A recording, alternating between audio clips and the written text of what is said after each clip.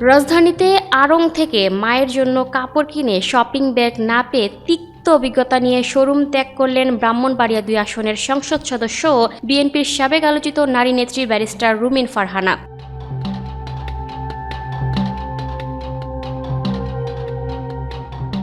শনিবার ১৪ই মার্চ রাতে উত্তরা জসিমউদ্দিন রোডের আড়ং শোরুমে এই ঘটনা ঘটে। এ সম্পর্কিত একটি ছবি সামাজিক যোগাযোগ মাধ্যমে ছড়িয়ে পড়লে নানা আলোচনা সমালোচনা শুরু হয়। ছবিতে দেখা যায় ব্যারিস্টার রুমিন ফারহানা কাঁখে বেশ কিছু কাপড় কিনে বের হচ্ছেন। এ নিয়ে তার ব্যক্তিগত সহকারী জাকির হোসেন শুভ ফেসবুকে একটি স্ট্যাটাস দেন।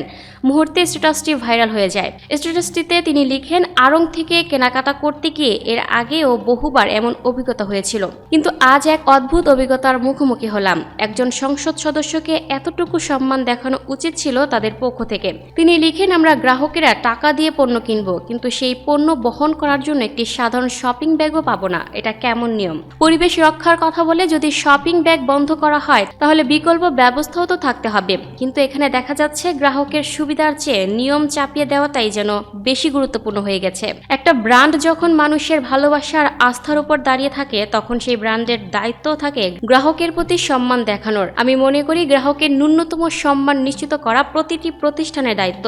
এই বিষয়টি নিয়ে সংশ্লিষ্ট কর্তৃপক্ষের দৃষ্টি আকর্ষণ করছি। এ ব্যাপারে জানতে চাইলে সংসদ সদস্য ব্যারিস্টার রুমিন ফারহানা মোবাইল ফোনে ক্ষোভ প্রকাশ করেন। তিনি বলেন, ইফতারের পর ঢাকার উত্তরার জসিমউদ্দিন রোডের আড়ং শোরুমে যাই।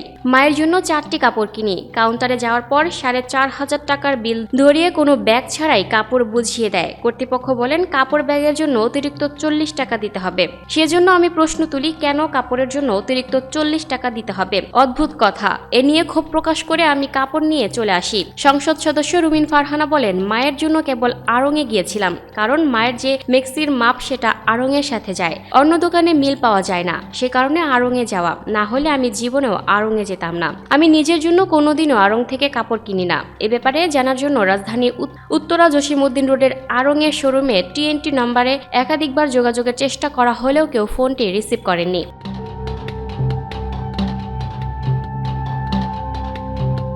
Lucky Akter, people voice television, Dhaka.